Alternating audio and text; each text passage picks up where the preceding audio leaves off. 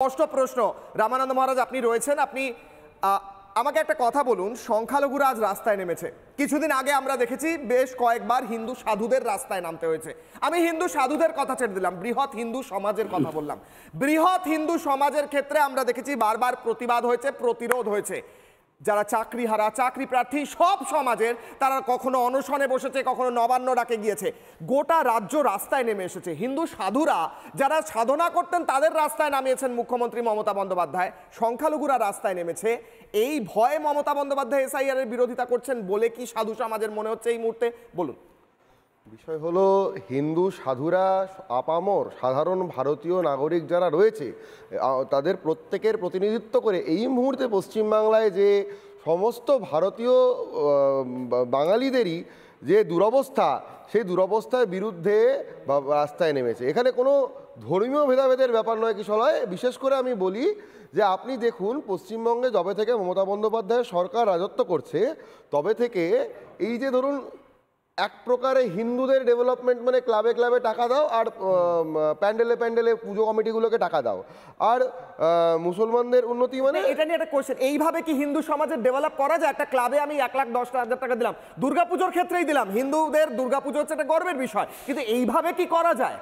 আমি তোমাকে উত্তরটা একটু ভাইস ভার্সা বুঝিয়ে দিচ্ছি। এবছর সংখ্যালঘুদের উন্নয়নের জন্য 5,000 কোটি টাকার বরাদ্দ নিয়ে বিপুল আলোচিত একটা বিষয়। আমি তোমাকে বলছি, পশ্চিমবাংলার সব থেকে মুসলমান অধ্যুষিত যে জেলা দুটি রয়েছে, মুর্শিদাবাদ, মালদা, তুমি এর সাথে তুমি গুজরাটের বারুচ যেখানে 57% মুসলমান রয়েছে, বা উত্তরপ্রদেশের রামপুর যেখানে 50% মুসলমান রয়েছে, বা মোরাদাবাদ যেখানে 45% মুসলমান রয়েছে, এগুলোর একটা কম্পেয়ার করো, একটা তুলনামূলক যদি তুমি একটা সমীক্ষণ করে দেখো, সেখানকার মুসলমানদের অল ওভার লাইফস্টাইল কিন্তু অনেক ডেভেলপড। আমি তোমার সাথেই বসে বলে গিয়েছিলাম, এই যে 5,000 কোটি টাকা অ্যালটমেন্ট হলো, এই 5,000 কোটি টাকা সাধারণ মুসলমান যারা বিদ্যার্থী তাদের কাছে কোনো কাজে যাবে না। এই 5,000 কোটি টাকা কিভাবে যাবে? এই যে গভর্নমেন্টের বিভিন্ন অ্যাকাউন্টে টাকাগুলো ঢুকে গেল, এইগুলি বিভিন্ন খাতে, ওই যে দেখেছিলাম আমরা জামিয়া মিলিয়া বলে আমাদের ইসলামিয়া ইউনিভার্সিটির যে প্রফেসরের কলার ধরে যে ছেলেটি চর মারতে গেছিল ইউনিয়নের নামে, বা যে সমস্ত কি বলে দুধেল গায়েরা বলে যে কেটে গঙ্গায় ভাসিয়ে দেবো, বা ধরুন আমরা দেখেছি গভর্নিং বডিতে আরাবুল ইসলামের হাতের টিপ প্র্যাকটিস করা জগ ছুঁড়ে, এই যে যারা এই বিভিন্ন রকম গভর্নিং কমিটি বা বিভিন্ন রকম প্রাতিষ্ঠানিক পজিশনে বসে রয়েছে, এরা কিন্তু বিভিন্নভাবে এই টাকাটা প্লাসিট করে নেবে।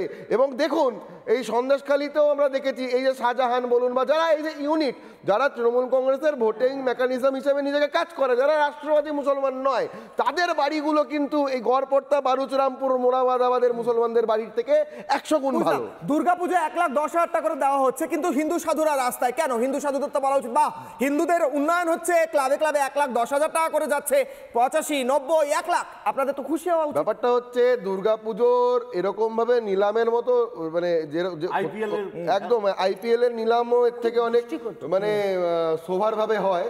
আমি আপনাকে একটা কথা বলি, দুর্গাপুজো শ্রীরামচন্দ্রের আমল থেকে, ত্রেতা যুগ থেকে ভারতীয় হিন্দুরা করে যাচ্ছে, এবং আমি বলছি রাষ্ট্রবাদী যেসব মুসলমানরাও ওই দুর্গাপুজো করে, আমরা খিদিরপুরে দেখেছি, অনেক জায়গায় দেখেছি।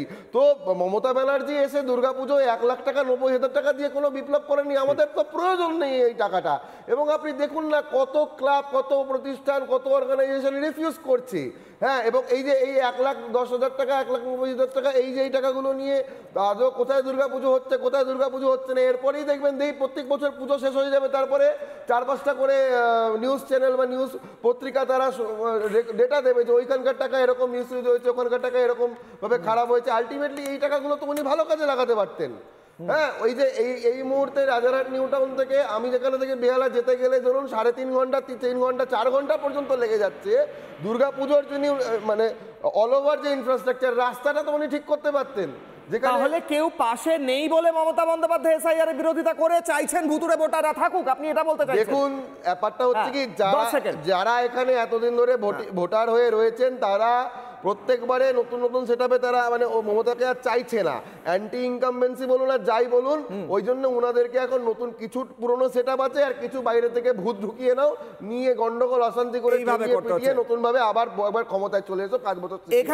নানা ধরনের কন্টেন্ট দেখার জন্য লাইক করুন, শেয়ার করুন আমাদের ফেসবুক পেজ, সাবস্ক্রাইব করুন আমাদের ইউটিউব চ্যানেল। পাশাপাশি অন্যান্য ব্রেকিং নিউজের জন্য অবশ্যই চোখ রাখুন রিপাবলিক বাংলায়।